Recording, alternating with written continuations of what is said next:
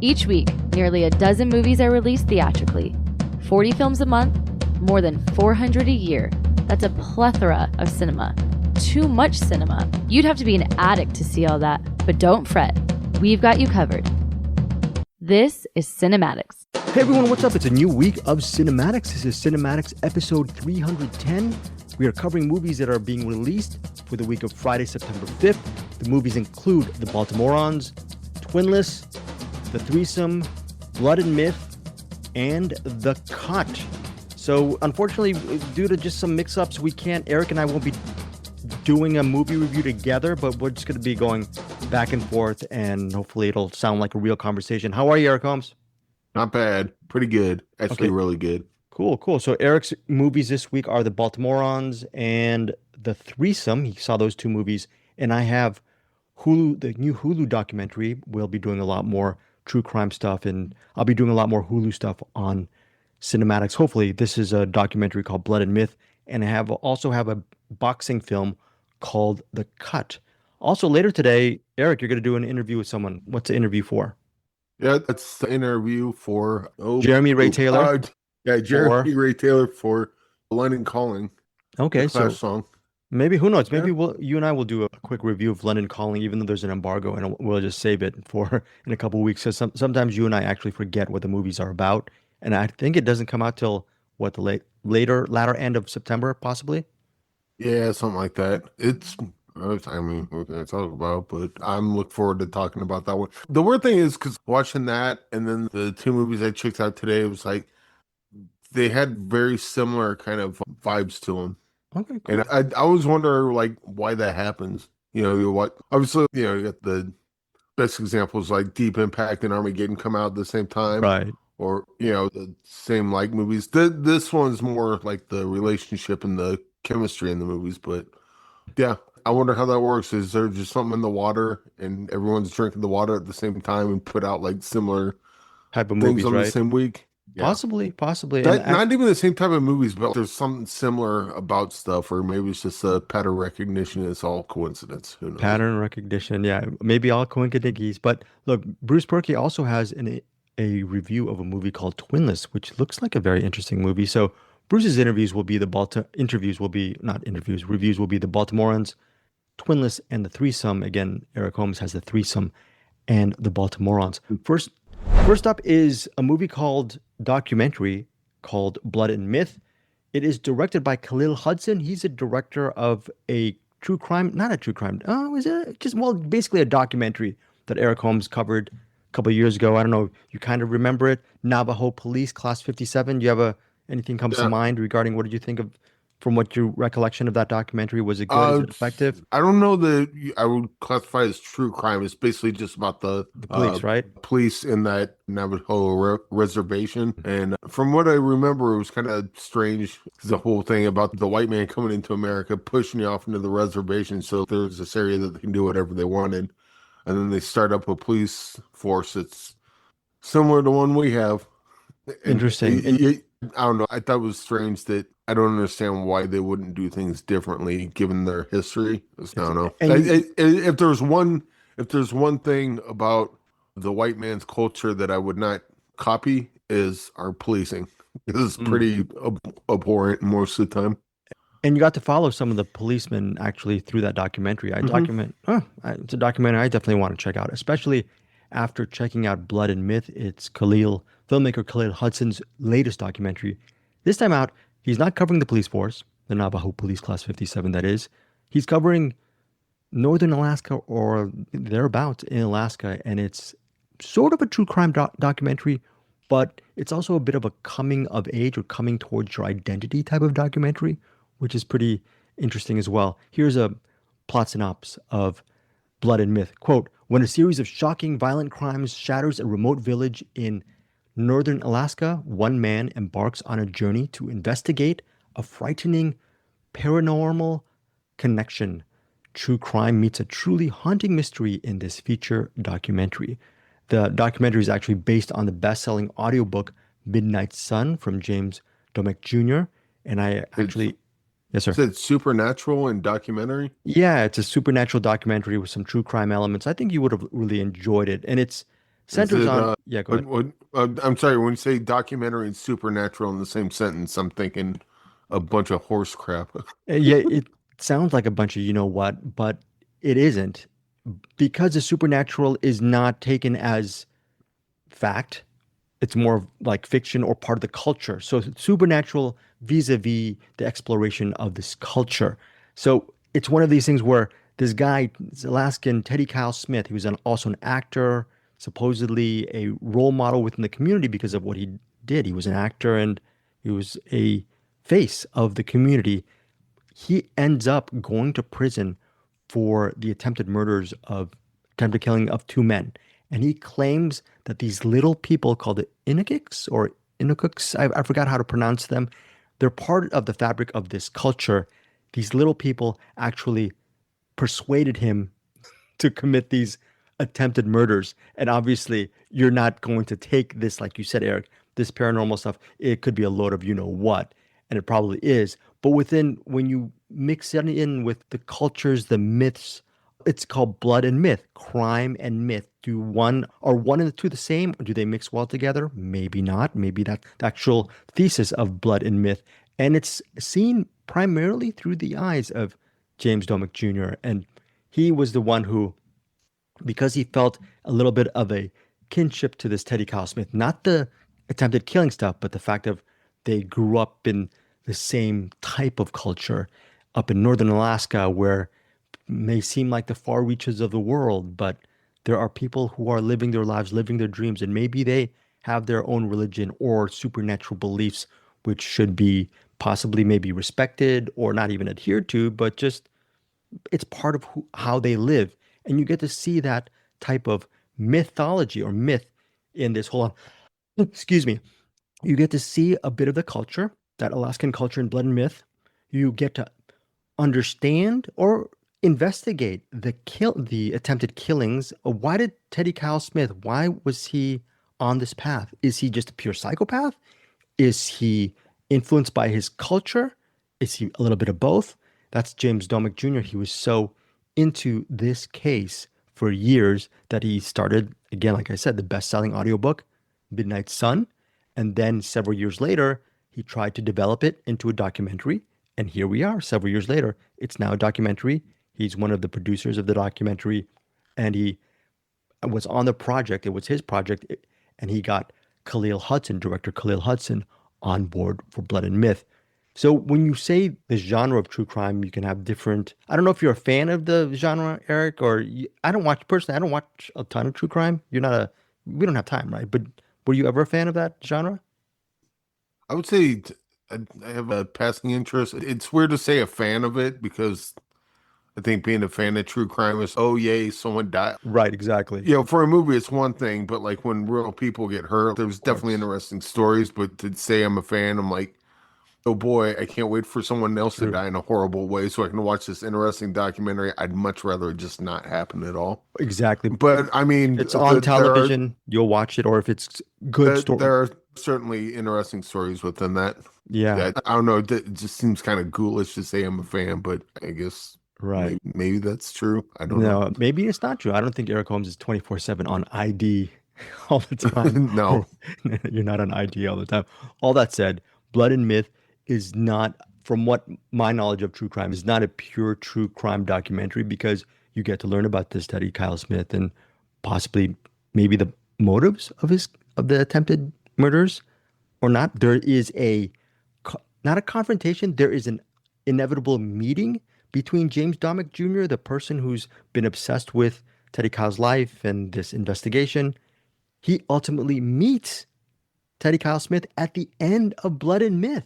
So however you feel about this documentary, you will get to actually see the subject and I guess the subject and the person and the storyteller. James Domick Jr. ultimately meets Teddy Kyle Smith at the end of Blood and Myth. So it's not one of these documentaries which exist just for talking heads and to give you a bunch of facts and whatnot, and then it ends. No, there's actually a real life meeting in Blood and Myth, and it's pretty much a riveting watch.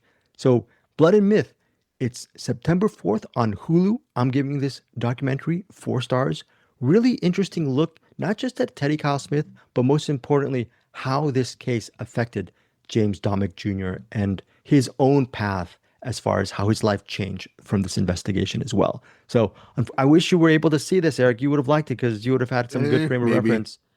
I don't know. Not one thing that's I think is kind of important. Just the documentary, like you said, this guy murdered someone. He's blaming it on these like Attempted. fictional little. Attempted. Yeah, it's attempted. It doesn't matter. Attempted to murder someone. Attempted murder is just murder that you failed at. But like the context is still there. But this is someone that tried to kill someone and blamed it on these mythical little creatures. Right, exactly. Iniquins or something. Does the documentary take that seriously, or does the documentary know that he's full of horse crap? Yeah, exactly. It's one they just present. Because I was going to say, if the documentary was like, and who knows, maybe these do exist. I'm like, nope, do not want to watch that. Do not care for that. You saw Navajo Police. You saw probably maybe the way the director goes. He actually just I interviewed him too, so I would hope that they take that a little more. No, there's that kind of action with a little more reverence, and well, let's look into this if this person's really affected by these little creatures. Exactly, it's more of a look at. I love Gremlins, but as soon as a documentary starts taking the actual real life Gremlins seriously, I'm gonna be like, yeah, no, thankfully I'm done with you. And I actually mentioned this in my interview with Khalil Hudson and James Domick Jr. It's in good taste. The whole documentary is in good taste. It gives you an insight to a world that I never knew. And I'm not really well versed in Alaskan culture or in Northern Alaska or the Iniquins. I never knew about them. So it's an interesting look, this Blood and Myth. Again, September 4th on Hulu. Check it out. Tell us what you think of Blood and Myth. I'm giving it, again, 4 stars. Next up is Eric Holmes' take on this film called The Baltimorons. It stars and it's directed by Jay Duplass. It's written by Jay Duplass and Michael Strassner. Michael Strassner is one of the lead actors. He plays a guy named Cliff. There's another person in this movie named Dee Dee, played by Liz Larson. And The Baltimorons, it opens in New York September 5th and opens wide September 12th. Eric Holmes, your thoughts and what is The Baltimorons about? Tell us the plot and your review. Well, first of all, Baltimorons, I wish you would have seen this. This movie's pretty dang good. So basically it opens up with this guy Cliff, and he's up in his attic and he tries to hang himself. He puts up a chair, takes his belt off, wraps the belt around the rafters, puts it around his neck, kicks the chair out from under him, and just falls right on the ground because, he's such a failure. He can't even do that right. I mean, that's kind of what he brings up later on. But then you cut to present day, and he's heading to he's at his girlfriend, fiance's house, and it's Christmas Eve. That's a Christmas movie, so there you go. It was Christmas Eve, and he, is like on his phone, isn't paying attention, hits his face, and tooth falls out. So he's got to find a dentist last minute to get his tooth put back in, and he finds one, and the dentist, Liz Larson's the only one that pops up. And then he meets her at the dentist's office. She comes there, unlocks the door, and she's helping him out. He's kind of like he's an affable guy, but he's one of those kind of guys that you might find annoying. Some people might find annoying, but then other people find charming. I just happen to lean on the charming portion of it. So anyway, she fixes his tooth, and then they're about to leave, but his car got towed. So she gives him a ride to the tow place. And then turns out that no one's at the tow place, so he tries to sneak his car out, but then issues happen there, so she kind of helps him out of a bind there. And they what ends up happening is they end up spending the day together and then just kind of further fall into all these weird kind of adventures, so to speak. Not like adventures, but like mini things, Hey, put my tooth together. Hey, help me break my car out of tow. Oh, I'm trying to steal my car out of tow. Help me get out of here. Eventually she goes to what do you call it? Like a stand-up, not really a stand-up, but like a pop-up comedy event that he hasn't been to. And then there's like a bunch of personal stuff there. And so it becomes kind of like after sunset, after sunrise, or before sunrise, before sunset, before midnight, those kind of movies. Right. This one's a lot more funnier. And the chemistry in this is Yeah, when you got water and sulfur, just explosive. The chemistry between Cliff and Dee Dee is amazing in this. And kind of kind of pulls you through because you see they start falling in love with each other. But he's, on one hand, you want to see them get together, but on the other hand, like he's got a fiance. And then so she comes into play later as well, and then it starts getting a lot more messy. So it's kind of like with the before movies, like you see them getting together, and there's really no reason that they can't get together, so you're kind of rooting for them. This one, you're kind of rooting for him, but kind of not at the same time because you know the reality of the situation. And you know what his mental state is at the beginning. He's got, well, that comes up later, but so you want them to get together, but at the same time, you know that he's got a fiance. Not only that, but her ex is getting married, so she knows, she's been in the receiving end situation of the other woman, and now she is the other woman, and then so it gets kind of messy. So it's kind of, I want this, but I don't know, but it plays with that very well, and I enjoy this quite a bit. And I really wish you would have watched this because you would probably have loved this one. All right, what is your rating on the Baltimorons again?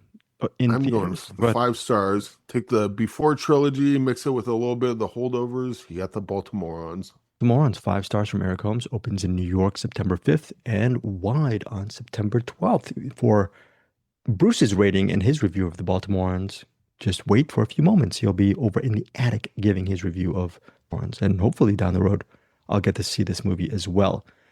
Next up is a movie. Real quick, I should point out the Baltimorons deals with his past comedy troupe. It's the Cliff and Dee Dee are not the titular Baltimorons. I thought that's where I was going with this early on this, but that's not what it is. It's just the name of his comedy troupe. Oh, that's pretty interesting. Okay, the Baltimorons. Okay, I definitely have to see it. If I have time this week, we definitely want to check it out. Tell us what you think of the Baltons. Next up is a movie called The Cut. It's a boxing movie. Eric Holmes, what are some of your favorite boxing films? I guess Rocky, right? Rocky's right up there. Do you have any other? Yeah, Rocky. Southpaw is pretty good. I like that one. The Fighter, right? There's some good boxing movies left and right. So I feel like I'm missing an obvious, not just a Rockies, but like a obvious good one. Girl Fight, I guess, was that way back in the day with Michelle Rodriguez, I think. Was that the one with that? And then, so there's a lot of boxing movies. I don't know. Raging Bull, all that stuff. Raging Bulls. Raging Bull's a decent biopic, but I don't think it's a particularly good boxing movie. Okay. Just because the boxing stuff in this like a little too stylized. But it looks cool. And I love the story around that. It's just people flip out over Raging Bull. Like as a biopic, it's really good, but like they flip over it of like best boxing movies. It's not a good boxing movie. It's a pretty crap boxing movie, but it's a good, whatever. I think there's a Robert Ryan movie called The Setup, if I'm not mistaken. That's a great boxing movie as well. And then there's another film we both love, director Walter Hill. Years ago, he did a movie called Undisputed, which is a boxing movie in a weird way, but it's set in a prison. And it has it's Wesley Snipes, Ving Rhames. I think that's underrated as well. That's the thing about Undisputed is that one's good. But it's not really the straight to DVD sequels are better. Oh, really? Had no idea about that. Scott Adkins and Michael Jai White. Those are the first movies where I not discovered Michael Jai White, but certainly discovered Scott Adkins. That's amazing. I definitely have to check those out as well. 2 and 3 are pretty good. Well, I mean, with boxing movies, whether it's the Rocky movies or somebody up there likes me with, I think that's the Paul Newman film. There's so many boxing movies ad nauseum. Creed. Right. So Tatami, that's a fighting movie. It's not really a boxing movie. It's a judo movie. Well, it has the same construct, Eric. So you're right in a sense. But by the way, go watch Tatami. I believe it might be streaming right now. Oh, Tatami, whatever. If not now, very soon. Just a great movie. Now, The Cut is an interesting boxing movie because we've seen them. We're talking about boxing movies ad nauseum, but this is an interesting one where it's not fighter versus fighter.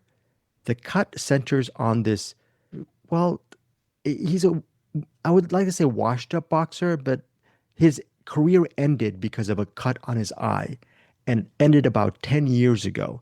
And we cut to him to present day where he's managing the boxing gym that he owns with his partner and slash trainer, played by actress Catriona Balfe.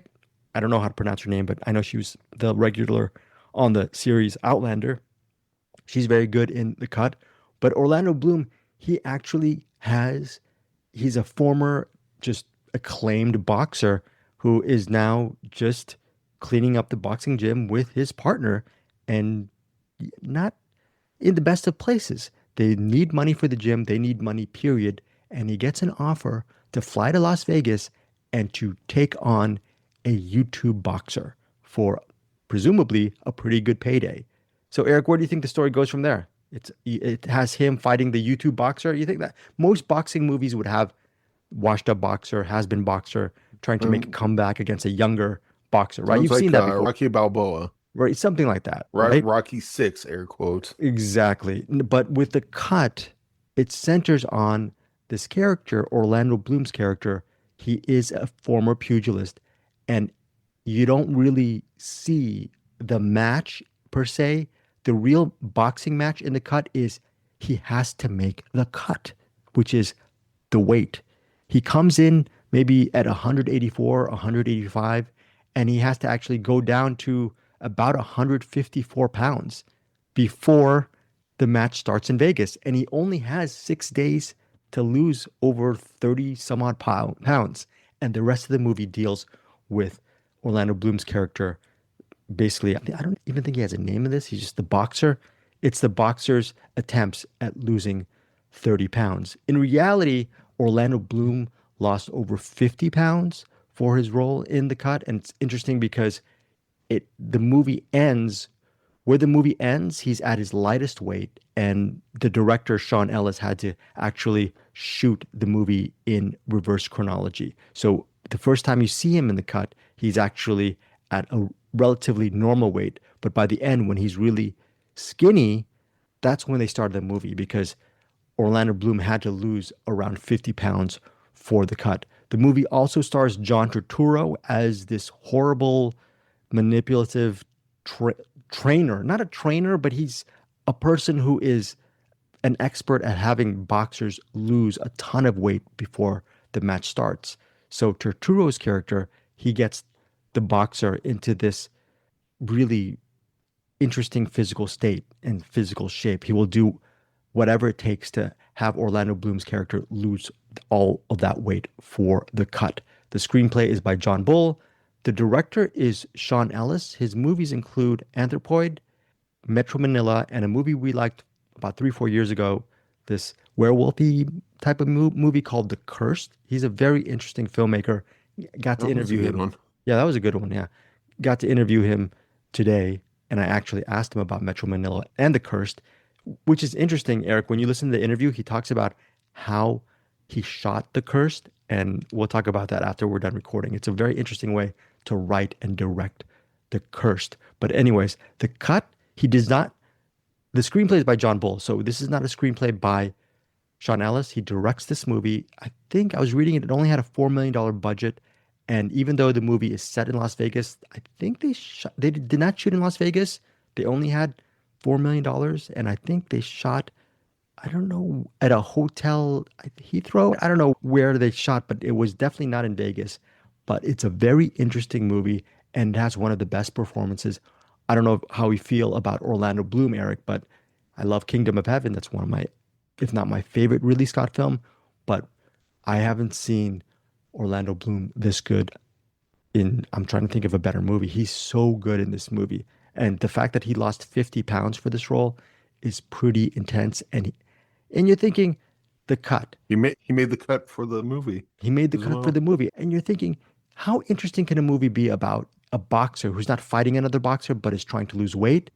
Well, it is very interesting. It feels like one of these old school Sidney Lumet dramas where people are just, you get great acting from Orlando Bloom. Again, Catriona Balfe, I don't know how to pronounce her last name. And of course, John Turturro. And I'm a huge John Turturro fan, and it's a very showy role for Turturro, and just a very, I know I'm saying this career-defining performance by Orlando Bloom because he's had so many successful films, but this is going to it's right up there as one of Orlando Bloom's best performances in The Cut.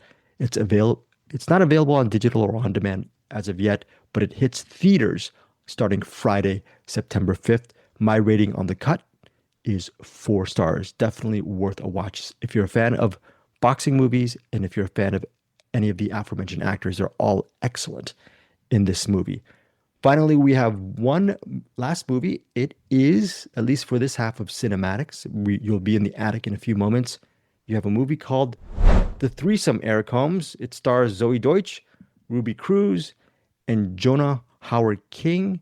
It's only in theaters September 5th. It's directed by Chad Hartigan. It's written by Ethan Ogilvy.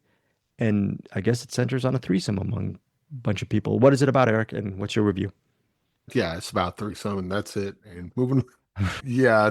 Let's see. You got Connor, Olivia, and Jenny. They kind of have a threesome, and afterwards, turns out I think it was Connor and I believe Olivia were kind of getting together. Okay. Oh, not Olivia. I think it was Jenny. Jenny? Yeah. Okay, Jenny, so played by Ruby Cruz. So Connor and Jenny kind of are together. When they're having the threesome, they're kind of not really, but they're just kind of 3 adults doing a thing. is Jenny the new person in his life? Well, at this point, Jenny's kind of been around his life, but they're not quite dating yet. No. Olivia's the new person. Olivia is the person that Connor actually knew from back in the day. So she's the one who works in the bar. Zoe Deutsch? Yeah, that's the one who works in the bar. Zoe Deutsch is the one who works in the bar. She plays Olivia, and she's at the beginning of the movie. Olivia is a person that Connor has had just feelings for quite a long time, and they were friends with benefits. I'm about 30 minutes into the threesome, and Connor has a lot of feelings for Olivia, played by Zoe Deutsch, and then in walks Jenny, played by actress Ruby Cruz. She walks into the bar that Olivia works at, and Connor strikes up a conversation with Jenny. Olivia and Connor show Jenny a good time at night. They have a threesome, and then the next morning. So I think that's backwards, but regardless. Absolutely not backwards, Eric. Zoe Deutsch is the person. Ruby Cruz is a new person in his life. She plays Jenny. She's the nice person. Is Zoe Deutsch the one with the religious family? Zoe Deutsch is the one with the sister or brother who had kids, and they're actually babysitting the kids at the beginning of the movie. Okay, so Olivia is the one. That's not right. That's Ruby Cruz. Dude, go on IMDb right now and look at them. I'm looking at Ruby Cruz right now. Okay, Olivia is at the beginning of the movie. She's at the wedding. Okay. That's played by Zoe Deutsch, who is also the daughter of Leah Thompson. And she says what happens at the beginning is Olivia. Can I share my screen? I want to show You're absolutely wrong, Eric. You're absolutely wrong. I saw you don't. Okay, go ahead. Share the screen. Hold on. Where's the screen share? Okay, I can't do it. Look up Ruby Cruz. Yeah, I know what she looks like. She looks Are like you looking at her right now? She looks like Mary Elizabeth Winstead a little bit, a younger version of Mary Elizabeth Winstead. Zoe Deutsch is the daughter of Leah Thompson, and she's at the beginning of the movie. Olivia, she's actually talking with Connor. They're at a wedding of a good friend of theirs. A good friend of theirs is getting married. They're at the wedding. God damn it! And Olivia. I hate that you're right. You're absolutely wrong on this. So why don't you? Okay, No, you're right, because their IMDb pictures look like. Never mind. Okay, cool. So Olivia. Anywho, okay, folks. I was backwards. Connor and Olivia, they're friends with benefits. Olivia's played by Zoe Deutsch. Connor's played by Jonah Howard King. So at the beginning, they're at a wedding. Connor is the best man, and he's going to do a big wedding speech to his buddy who's getting married. And what you see immediately is when Connor gives the best man speech, he's looking in the crowd for Olivia, and Olivia's gone, I guess. And it sort of is an omen, like Connor has feelings for Olivia, but since she didn't even stay for his best man speech, will she stay for him, period? So the threesome sets up with that. And then it cuts to another scene where this new girl named Jenny, played by Ruby Cruz, she walks into their lives into the bar that Olivia works at. They have a threesome, and then comes the next day. And then, Eric, you can pick it up with your review, and talk about that. Yeah, so next day, things are all right. Connor and Olivia, I guess, are kind of starting to date, like officially. And turns out that Olivia's, I don't know if it's the next day. It couldn't have been the next day, but after a week or so, turns out Olivia's pregnant. They find out that, oh, Jenny's pregnant also. And what's so funny is Bruce doesn't mention that in the review, and it's totally funny because Bruce never looks at trailers, and on the trailer, what you just said is completely at the forefront. The first, I mean, seconds. that's the premise. The whole, yeah, that's the whole conflict. Well, I guess the conflict comes from not that she got pregnant during their threesome, but she got pregnant after the threesome. The morning after. Oh, right, Jenny. Yeah. So Connor and Jenny, I guess, had sex like the morning after or something, like in the bathroom or shower, whatever happened. Right. And then Olivia's kind of angry because, oh, you cheated on me. And Connor's, we weren't really.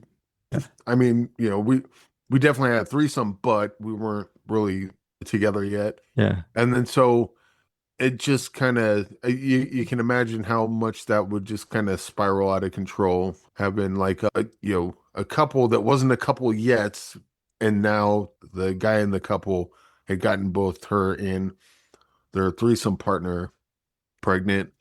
There are more surprises to come. Okay, more complications arise from that. We don't need to get into that, but I'm excited. I'm about, again, 25, 30 minutes, and unfortunately I haven't. Yeah, you haven't even scratched the iceberg.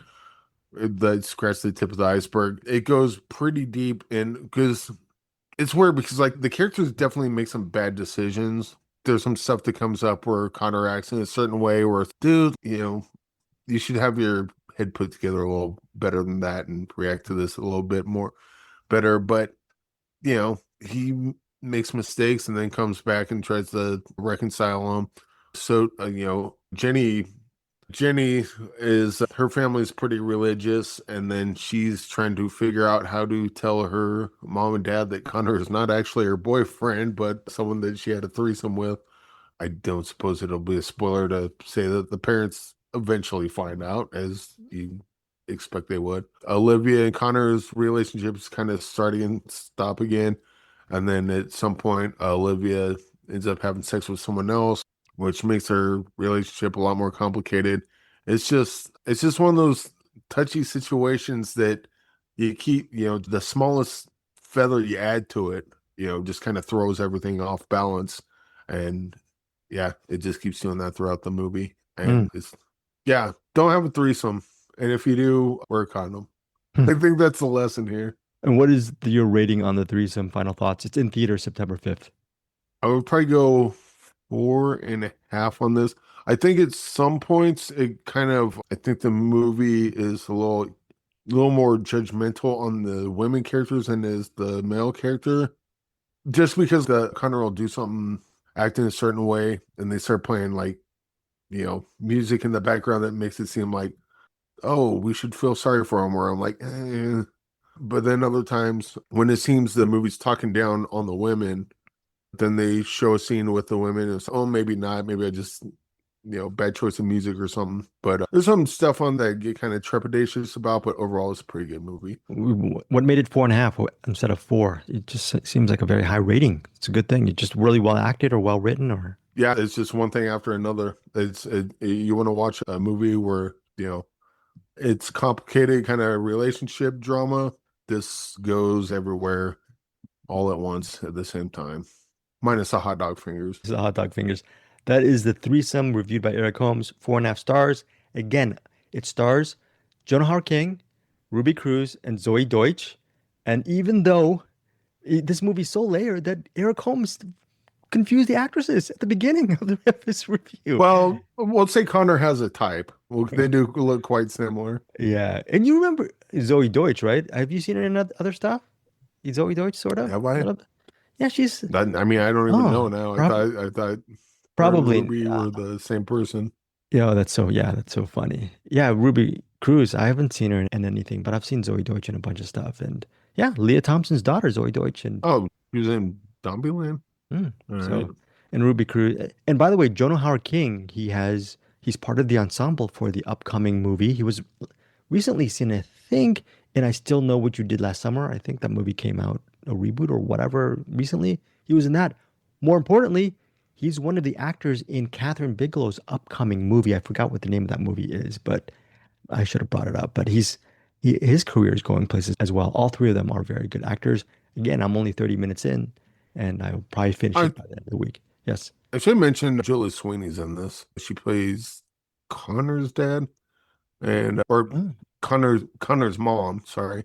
Cool. I would have liked to see more Julie Sweeney in this. She was pretty good, but like she's only in it for a few minutes here and there. Oh, it's great to see her, right? I mean, it's great to see. Yeah, Julie Sweeney. What a just talented comedian as well. So that's The Threesome. 4.5 stars from Eric.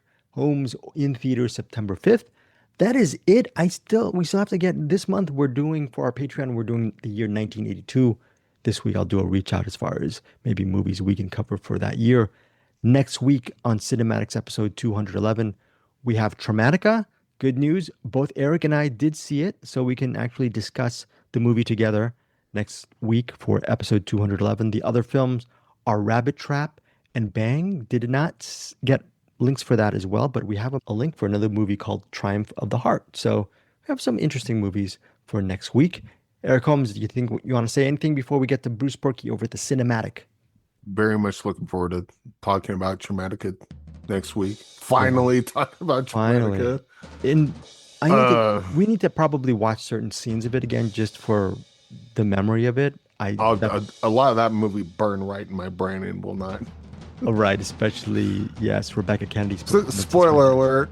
It'll be pretty positive. For Traumatica. And Eric and I both separately interviewed a lot of people from Traumatica. So it'll be ultimately a Traumatica episode next week over at CinemAddicts episode 211.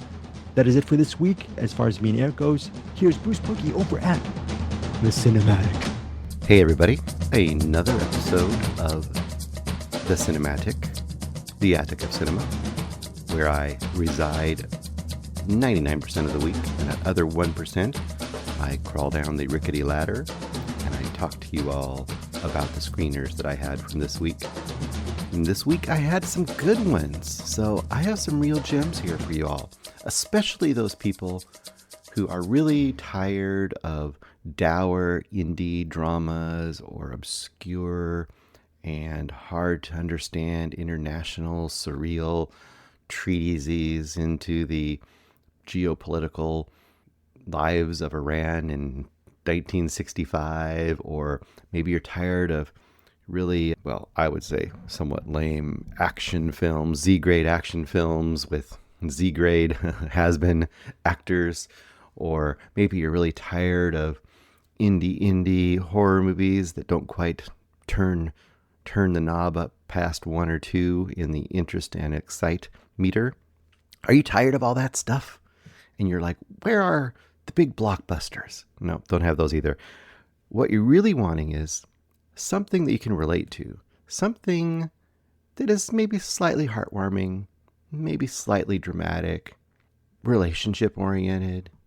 Maybe it veers into the somewhat rom-com territory, and there's just not that much of that on Cinematic or Cinematics. Well, this may be your week, because all 3 of these movies are somewhat in rom-com-ish territory, or dramedy territory, somewhere in that range. And I think all of these are really accessible to people who aren't into some of those more obscure or extreme kind of flavors of films. So let's get into the 3 screeners I have this week, which are the Baltimorons. It should be the Baltimore ones. You know why? Because then I would have 1, 2, and 3. But the Baltimorons, Twinless, that's 2, and then the Threesome, and that's 3. So 1, 2, 3. All right, let's get into it.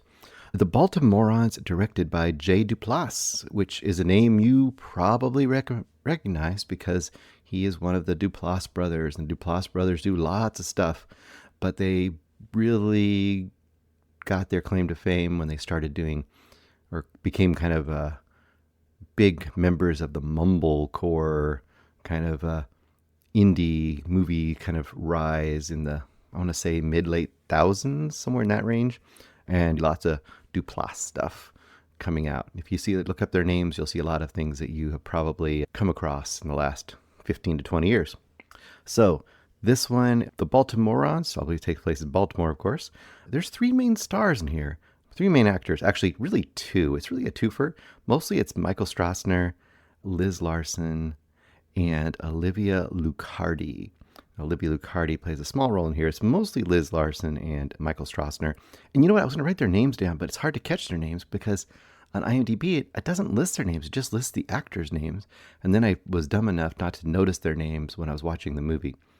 I'm actually kind of terrible about names. I just go, the guy that did this. So we're going to kind of do that in this review. Great setup here for a documentary in that we have Sad Sack, mid-30s comedian dude, schlubby, a little bit overweight.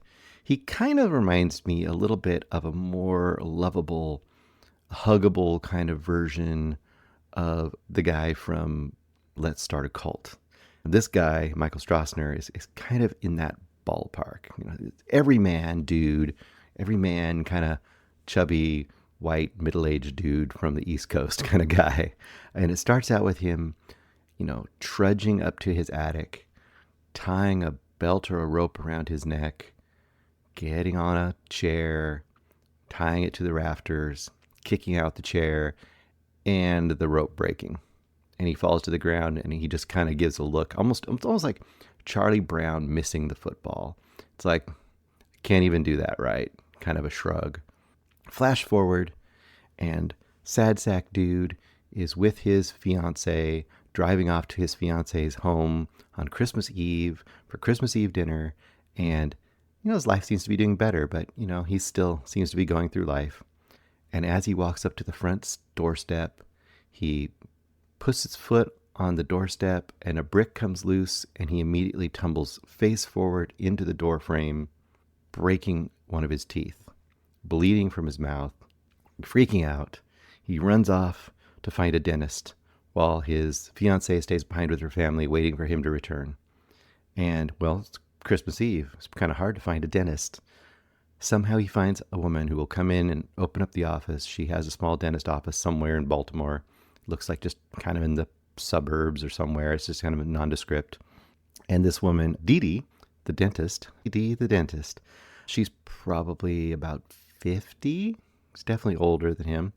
She comes in and she's very, very East Coast and just kind of straight to the point, sarcastic, sardonic. Not sarcastic as much as sardonic, and kind of just, okay, what? Yeah, okay, move along, buddy. We'll do this. And he's, I'm so happy, someone came, to fix my tooth, and people aren't going to be open on Christmas Eve. You're the only person I could find. And she, gets him a temporary filling and gets him squared away. They're all done. He goes out to the street, and his car has been towed. She sees his car's been towed. He begs her to take him to the tow lot, to the, the lot where they keep all the impounded cars. And so begins an adventure. And then this turns into, I didn't know what this movie was going to be. I thought it was going to be like maybe a family dinner, like Christmas Eve dinner drama comedy. And instead it becomes one of those a night journey kind of movies where everything happens pretty much in one night.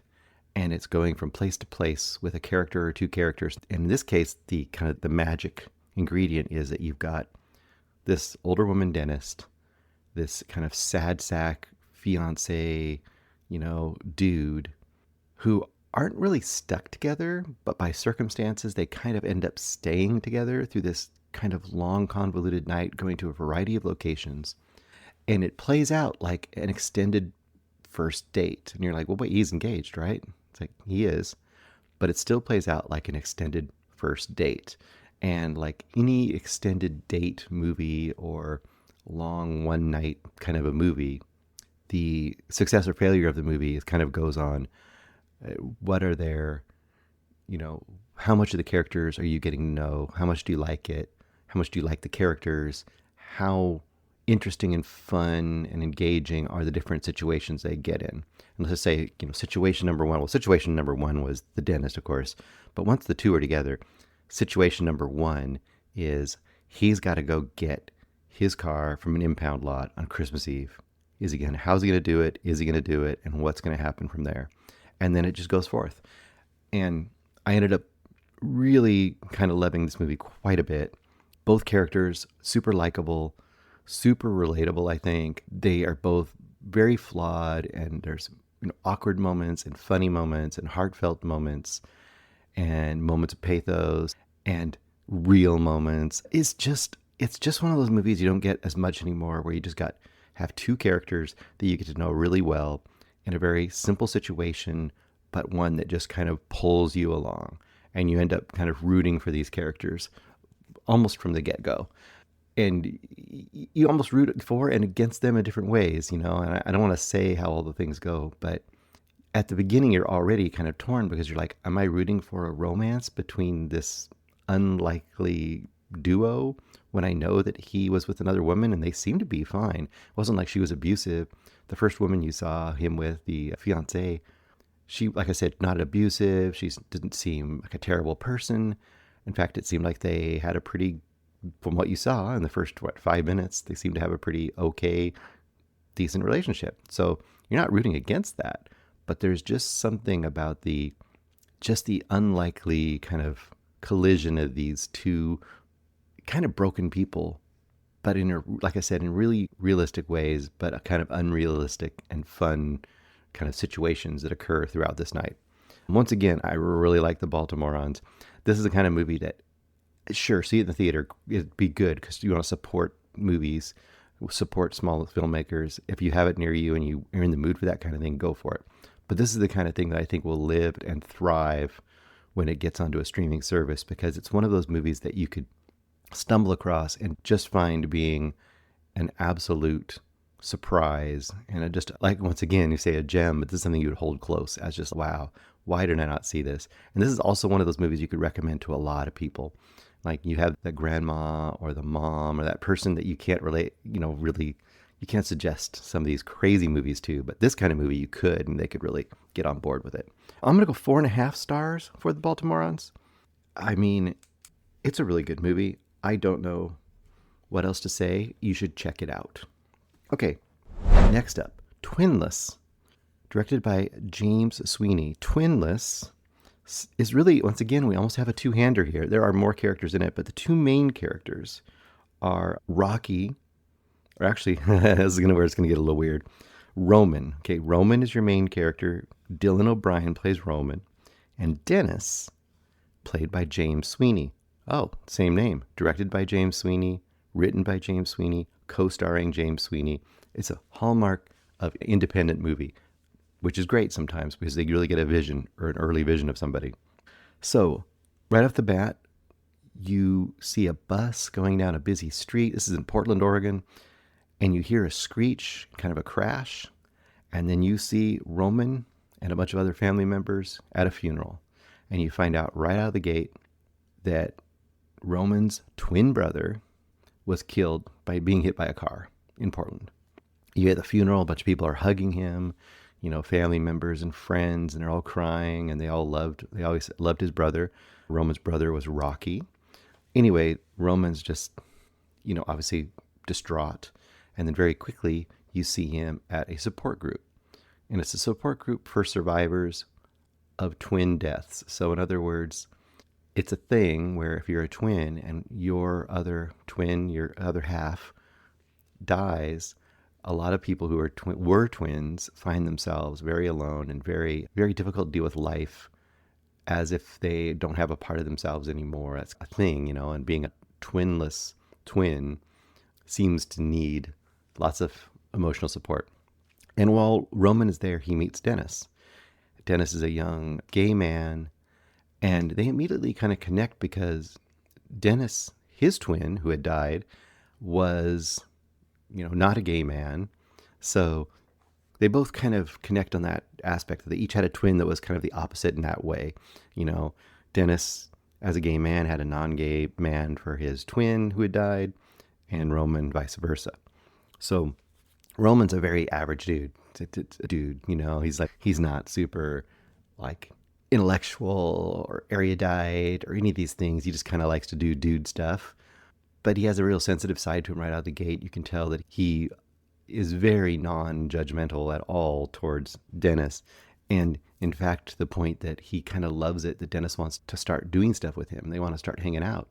And Dennis seems to get a real kind of a comfort from being needed by Roman to things like, Roman still being kind of sad and everything. He has to go to the store, and he calls Dennis and says, do you want to go to the store with me and just help me shop?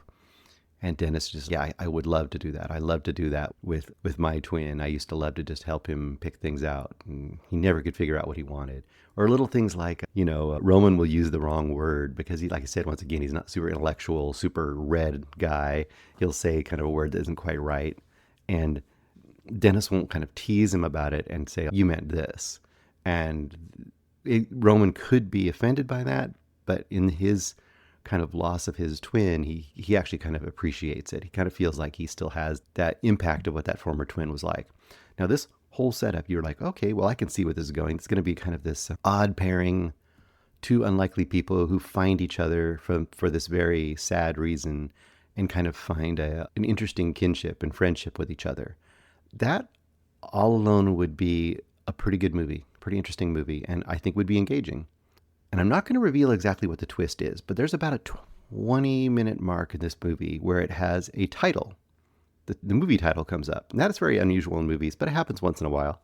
Sometimes it can kind of be it can be a little bit like forced, almost like putting the weird, going to, what is it, the 4:5 or 3:4, whatever the aspect ratio is, where it gets boxy, kind of for indie effect, and that having that title pop up 20 or 30 minutes in your movie can be kind of like that. In this case, I think it has a very intentional reason to be there, because basically the moment that title hits, we see a reveal that entirely changes the nature of the relationship between Dennis and Roman. And you might be able to guess it, but I don't want to give it away if you're not sure, because when that happens, you're like, oh my, this movie is not what I thought it was. And then when it becomes something different, it still maintains this kind of unlikely friendship and connection between these two kind of lost souls. But it also becomes another kind of movie, which I'm not going to tell you what that is. Because if I told you what the other type of movie is, you know what the reveal is. And then that's when I think this movie really becomes interesting. It becomes a very interesting character study of sorts. I'm sorry, I'm being vague, but I don't want to reveal it. Really good movie, Twinless. Like I said, if you look at it just from the poster and the description, and once again, I didn't even read the IMDb description. I'm guessing that description and probably the trailer gives away the reveal I'm talking about. If it does, that's too bad, because having the reveal happens, I think, is part of the experience of this movie. All of that being said, I think it's a very engaging, very challenging, very interesting movie. A little less easy to recommend to everybody, but I think if you're into challenging relationship dramas with challenging sometimes to like main characters, but that will, and to some degree, win you over, at least you'll be sympathetic with them, I think, when you maybe wouldn't have been if they were less like completely drawn. If you're into that, I think you could find a lot to like here. I really love movies where you have these characters that, on the surface, if they're played out on the surface, you would be like, I hate this person. This person is not likable. Why am I watching a movie of them? But when you get that kind of a character and you can really delve into kind of the psyche of what's making them like that, it does give you at least an element or a chance to sympathize with their plight and to maybe hope for them to be better. And once again, I'm going to leave it a little bit vague, because I think discovering kind of that path and that journey on this movie is really interesting. And just watching, okay, I'll say this. This is how I'll slightly describe what's happening. Let's just say we discover something about Dennis that Roman does not discover. But so that by the rest of the movie, I'd say by the second 2/3 or so of this movie, we, as the movie watchers, are in on something that is causing a lot of anxiety for us and for Dennis. And we're worried it's going to get revealed, or also maybe hoping it will get revealed throughout the movie, and kind of watching how that unplays and unravels. That's what I'll say. Twinless, excellent, very good movie. I could easily recommend this. I'm probably going to go 4 stars on this. I don't think it has quite as much rewatchability And it doesn't hit that kind of, I don't know, this isn't like a feel-good movie per se. It's not a feel-bad movie, but it's a kind of awkward, uncomfortable movie in a lot of points. But I will say 4 stars. Really great job. It makes me really want to see what else James Sweeney might do.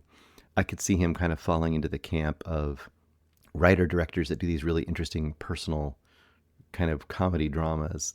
Sort of like the guy that did S-House and, what was the name of the other movie he did? I'm going to go off on a tangent if I do that. Anyway, enjoy Twinless. 4 stars.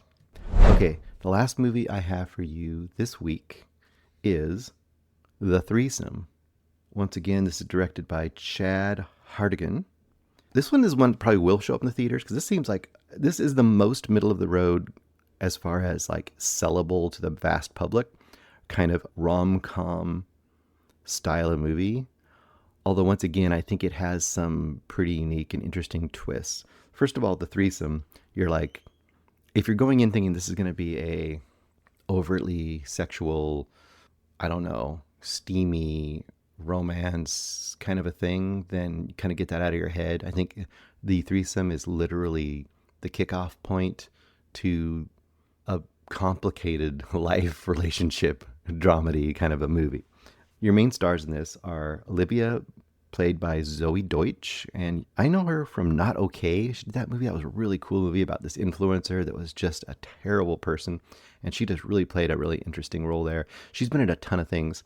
If you look her up, she's one of those actors I think you'll see and go, oh, I've seen this person before. How do I not ever remember her name?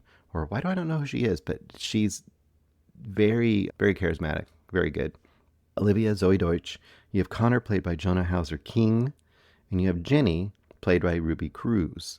And once again, you're like, well, that must be The Threesome, and you would be right. The basic setup is that Olivia and Connor have kind of had a like one-time fling, you know, and it feels like Connor, in the beginning, in fact, Connor doing like a best man speech at his friend's wedding, and you get the idea that this guy's kind of a hopeless romantic, but kind of never kind of found the right woman. And anyway, he goes into his friend's bar. I think it's a wine bar, if I remember correctly. And Olivia is there, and he sees her, and they kind of have this this banter between them that kind of is almost like a brother-sister banter. But there's also like a little spark there. You know, they had a little fling once, but they never kind of got together. And it's kind of like, why didn't they? Will they? Won't they? Kind of a thing.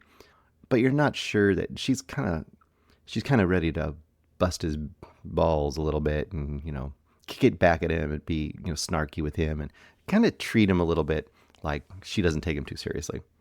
Anyway, he's kind of there getting, hey, you know, we should do this, whatever. And she's kind of, you know, whatever. She's working there as a server.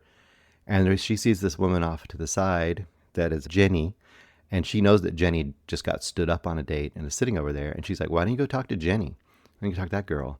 And he does. And he ends up kind of having a spark with Jenny. And then Olivia comes back over and they kind of talks to both of them. And as you might guess, they all kind of hit it off and they have this kind of whirlwind night together and they end up having a threesome.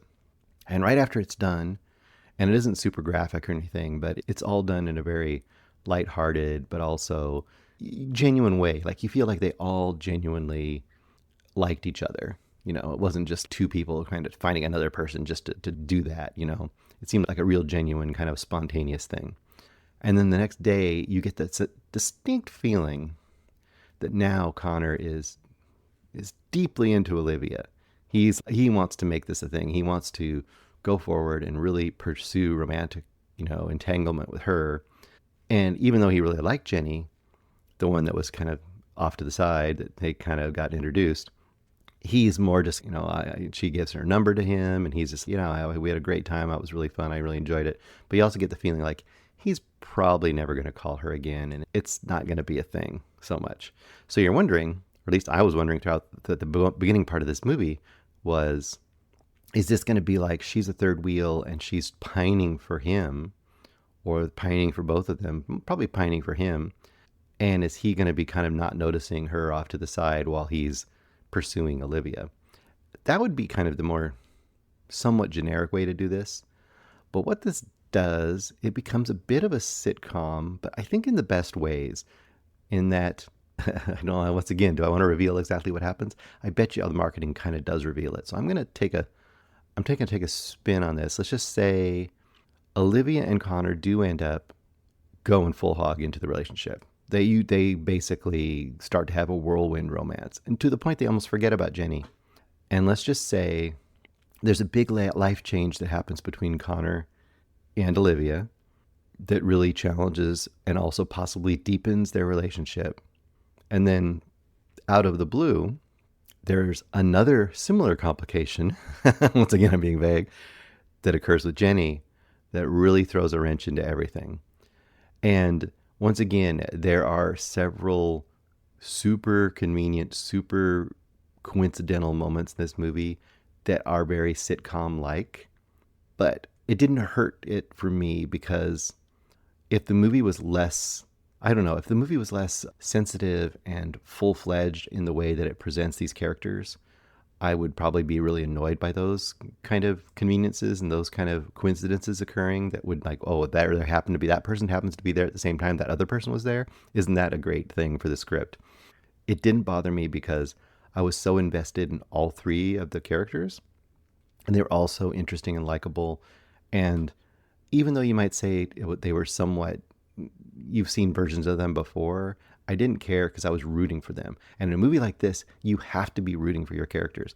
And that tells me that the writer, probably the director and the actors too, but the writer especially, cared about these characters and cared what happened to all of them, liked the characters and wanted them to have lives that worked for them, but didn't go through the whole thing without giving them complications and giving them real bumps in the road. God, this is one of those movies like the other ones this week, but especially this one, I think, where on paper it might seem very, we've done this before and kind of generic, but by fleshing out the characters and making them so, like I said, likable and relatable, I think that it's really hard not to, once again, root for them and to really want to see where their lives end up by the end of this movie. So I was quite a fan of this movie as well. I would go 4 stars on this movie, and it could go higher too. I think all these movies could go higher. 4 stars on this one. I will point out that the end of this movie does another thing that's like hasn't been done that much lately, but used to be a staple. And when it was done through the entire closing credits, they have bloopers, they have outtakes, they have the actors just kind of messing up. And one thing I enjoyed about it in this movie, and what works when they're in movies that you love, it lets you see the characters that not the actors playing these characters, but you get the feeling that they all kind of like each other. And like I said, everyone's kind of rootable. You care about them. And when you're watching them kind of do these moments, you kind of get that vibe from the actual shoot. These people did each other and they were having a good time. Not that they have to have a good time on a movie, but I think for this kind of movie, there's a kind of an undeniable kind of a chemistry between the characters and the actors if it's kind of a genuine thing. Also, if you watch all the way to the very end of the credits, there is a moment that is a slight continuation of the actual story. Even though it's kind of a blooper, it's a part of the story that wasn't actually there, and it kind of gives you a little bit of a resolution on one of the relationships that is, I think, to be considered part of their character arc. So there is something actually different there at the very end of those bloopers, at the very end of the credits. So stick around and watch that if you're liking this movie and enjoyed it. Once again, 4 stars for The Threesome.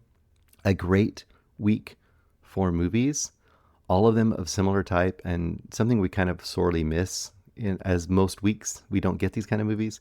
And I was pleasantly surprised by all 3 of these movies, and I'm really curious to hear what Eric and Greg and what they think of these movies. I'm going to guess that they like them as well. All right, guys, that's all I have this week. Other than to say, it's another week that I'm not reviewing Alien Earth, but I am still watching it, so that tells you something. I will just say this. The first 4 episodes of Alien Earth, I was somewhere between hate watching and just not enjoying the experience, but also enjoying it because it was kind of terrible, but still watching it.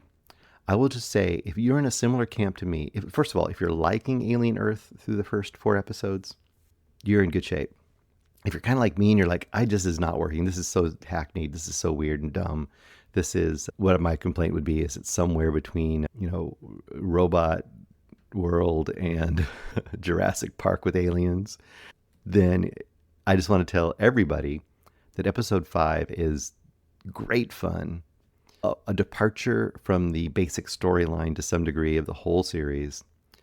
And episode 5 is kind of one of the best throwback to the original Alien on a ship with a bunch of aliens, not just the alien xenomorph, episodes. It's almost like a mini movie of its own. I think you could watch episode 5 and never watch the rest of the series, and I think you'd be just fine. And I think you'd have a great time. I'm going to go with that. If nothing else, the episode 5 of this series, it was fantastic. I do still contend, though, that no matter what episode you watch of Alien Earth, they don't seem to really care about the xenomorph very much. It's almost a side thought. But if you have stuff as good as you do in episode 5, that would be okay. All right, that's all I got for this week. I know we have some new interesting movies next week. Thanks for listening. And if you have any questions or comments, by the way, we're still doing the Cinematic Movie Club out there. Mitch Burns, thank you for helping kind of keep that organized and running that. We just did Rudderless. And this week, I do believe we're doing The Year of Living Dangerously, which is a Peter Weir movie with Mel Gibson and Sigourney Weaver, and I can't remember the other woman's name. I think she got an Academy Award nomination. I can't think of her name. She's really good. Anyway, The Year of Living Dangerously. I'm curious to revisit that after probably about 30 years. Talk to you soon. Bye.